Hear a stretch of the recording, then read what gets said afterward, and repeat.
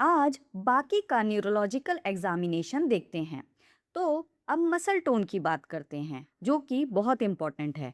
Muscle tone को assess करने के लिए लिम्ब को पैसिवली मूव करते हैं।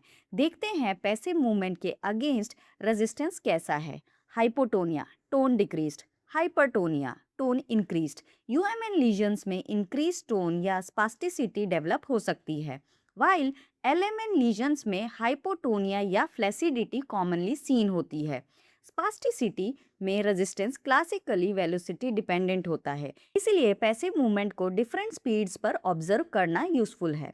अब रिफ्लेक्सेस एग्जामिनेशन पर आते हैं। न्यूरोलॉजिकल एग्जामिनेशन में रिफ्लेक्सेस लीजन लोकलाइजेशन में यूजफुल इंफॉर्मेशन प्रोवाइड करते हैं। Deep tendon reflexes commonly biceps, triceps, brachioradialis, patellar, Achilles assess किए जा सकते हैं।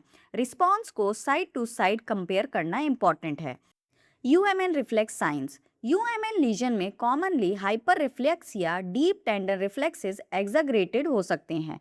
Clonus repeated rhythmic contractions develop हो सकते हैं। बिबिन्स्की साइन अडल्ट में abnormal extensor plantar response corticospinal tract dysfunction का इंपॉर्टेंट साइन हो सकता है।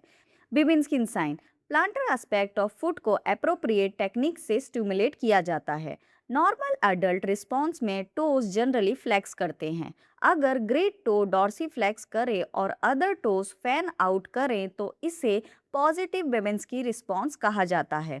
ये कॉर्टिकोस्पाइनल या यूएमएन डिस्फंक्शन का इंपॉर्टेंट साइन है, लेकिन इंटरप्रिटेशन पेशेंट की एज और कंप्लीट न्यूरोलॉजिकल फाइंडिंग्स के कॉन्टेक्स्ट में करनी चाहिए। क्लोनस क्लोनस को कॉमनली एंकल पर असेस किया जाता है। फुट को अप्रोप्रिएटली सपोर्ट करके एंकल में सडन डॉर्सीफ्लेक्शन प्रोवाइड करते हैं। अगर रिपीटेड रिदमिक बीट्स डेवलप होते हैं तो क्लोनस प्रेजेंट हो सकता है और ये कॉमनली यूएमएन साइंस के साथ एसोसिएटेड है।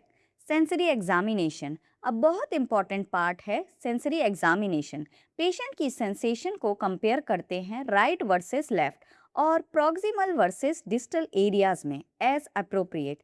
Sensory modalities include light touch sensation, pain appropriate safe stimulus से पेन सेंसेशन, टेम्परेचर हॉट या cold discrimination when clinically indicated, vibration turning fork से वाइब्रेशन सेंसेशन असेस की जा सकती है।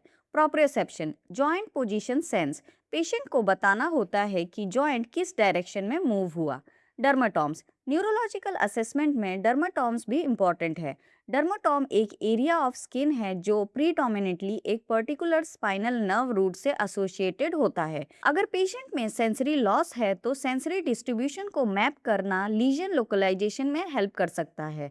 बीपीटी स्टूडेंट्स को मेजर डर्माटॉम्स रिवाइज करने चाहिए। अब आते हैं कोऑर्डिनेशन टेस्ट पर। कोऑर्डिनेशन का मतलब है smooth plus accurate plus controlled movement. Common test हैं finger to nose patient finger से अपनी नोज और एग्जामिनर के फिंगर को अल्टरनेटिवली टच करता है। देखें accuracy, tremor, overshooting, smoothness. Heel to shin patient heel को अपोजिट शिन पर स्लाइड करता है। रैपिड अल्टरनेटिंग मूवमेंट्स पेशेंट को रैपिडली प्रोनेशन, सुपिनेशन या सिमिलर अल्टरनेटिंग मूवमेंट्स करने को बोल सकते हैं। डिफिकल्टी को डिसडाइडोकाइनेसिया बोल सकते हैं। बैलेंस असेसमेंट न्यूरोलॉजिकल फिजियोथेरेपी में बैलेंस असेसमेंट एक्सट्रीमली इंपॉर्टेंट है। पहले sitting balance patient independently sit कर सकता है। Standing balance patient independently stand कर सकता है। फिर अप्रोप्रिएट स्टैंडर्डाइज टेस्ट यूज किए जा सकते हैं depending on the patient. Examples हैं Berg balance scale, functional reach test, timed up and go patient की सेफ्टी को हमेशा प्रायोरिटी दें।